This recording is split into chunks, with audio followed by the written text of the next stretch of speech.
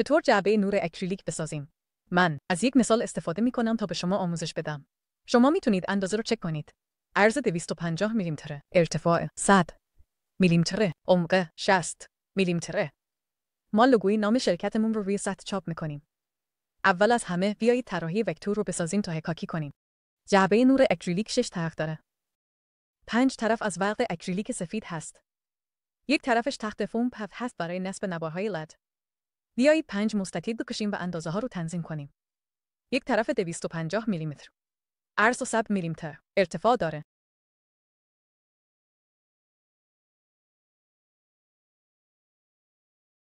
دو طرف 250 میلیمتر.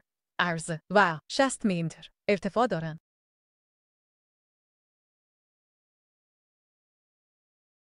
دو طرف آخر 60 میلیمتر. عرض و 100 میلیمتر. ارتفاع دارن.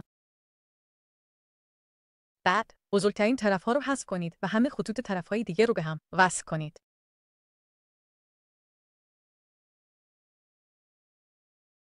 همه خطوط رو به طراحی وکتور تبدیل کنید. بعد همه نهادها رو جدا می‌کنیم. الان همه خطوط مستقل هستن. این 4 خط رو انتخاب کنید تا به هم وصلشون کنید و رنگشون رو قرمز کنید. بعد همه خطوط باقی مونده رو به هم وصل کنید و رنگشون رو سبز کنید.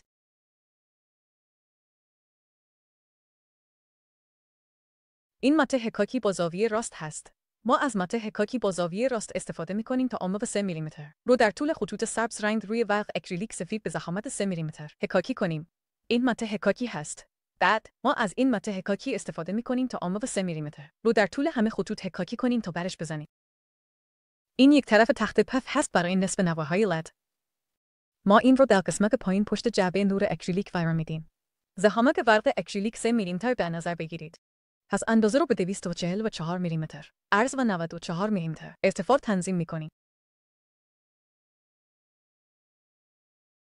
بعد همه خطوط رو روی دست کتاب با فرمت پد ذخیره می‌کنیم. و اسمش رو می‌ذاریم جعبه نور اکریلیک اسباب بازی.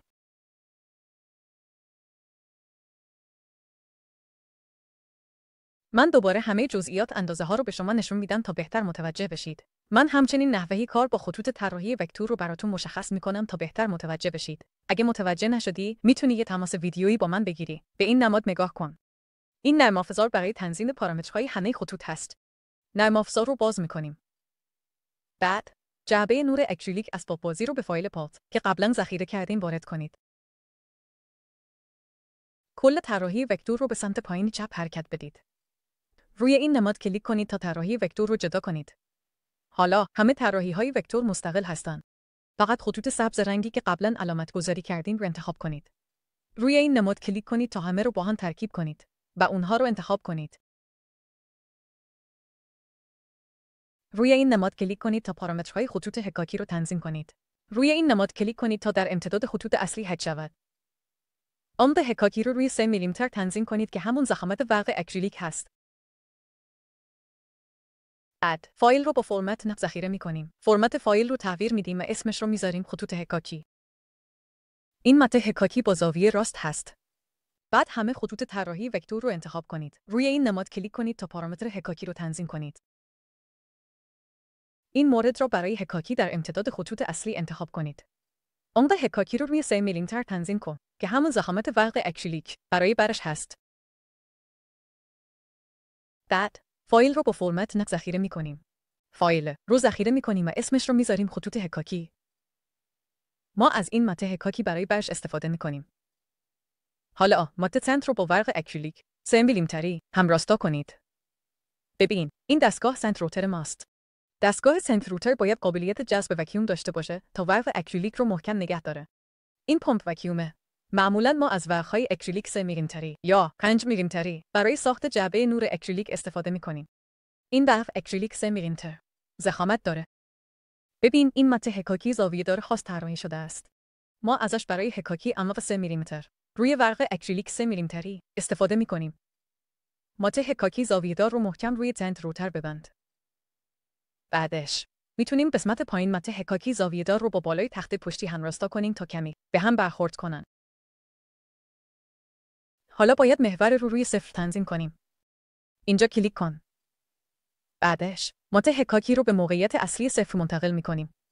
ما شروع می‌کنیم به حکاکی ورق اکریلیک تا جعبه نور اکریلیک بسازیم. خطوط حکاکی رو وارد کن. فرمت فایل‌هایی که قبلا روی دسکتاپ ذخیره کردیم. این مورد رو کلیک کن تا خطوط ماکت رو بررسی کنی. این مورد رو کلیک کن تا شروع کنیم. خب بیایید شروع کنیم.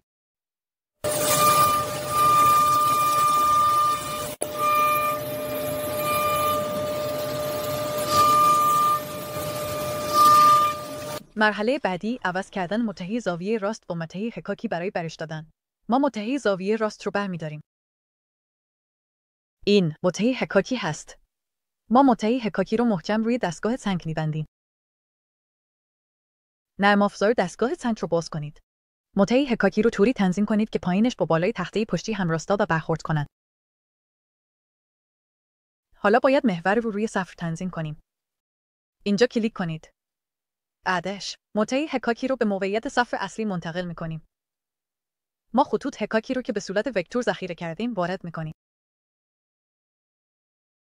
این مورد کلیک کنید تا خطوط نمونه رو بررسی کنید. این مورد رو کلیک کنید تا شروع کنید. باشه، بیایید شروع کنیم.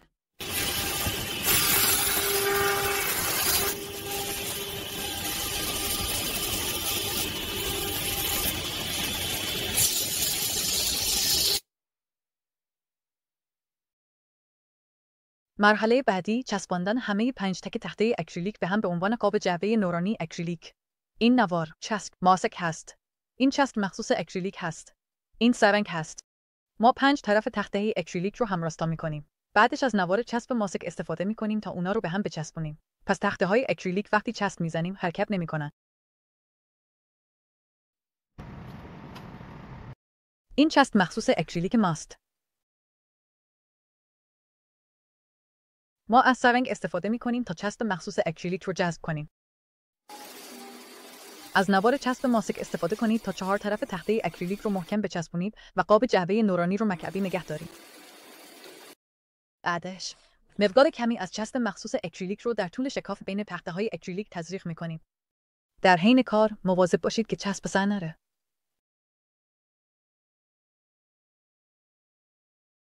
بیایید 5 تا 8 ثانیه صبر کنیم چسب خشک میشه. بعدش بیایید تخته فوم PVC رو برش بزنیم تا نوارهای علایدی یا ماژول‌های علایدی رو به عنوان منبع نور نصب کنیم. ما از فوم PVC به ضخامت 8 ممیز 5 دهم میلیمتر استفاده می‌کنیم. تخته فوم PVC ضخیم. اندازه تخته فوم PVC 244 میلیمتر، عرض و 94 میلیمتر ارتفاع هست. همونطور که قبلا علامت گذاری کردیم.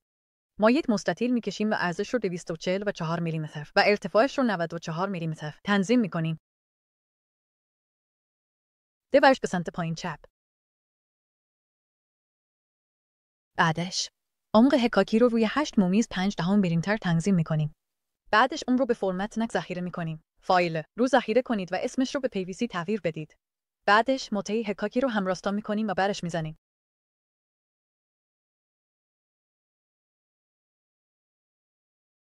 بعدش نوارهای علایدی رو روی تخته PVC نصب می‌کنیم. بیایید چک کنیم که آیا ابعاد تخته PVC و قاب جعبه اکریلیک با هم مطابقت داره یا نه. خوبه، عالیه. این نوارهای علایدی سفید گرم هستن. این کابل دیسی هست. این آداپتور منبع تغذیه هست. این دستگاه متدستی هست. این چسب سیلیکونی هست. این بیچی هست. این دستگاه لحینکاری هست. این سیم قلعه هست. بذارید نصبش کنید.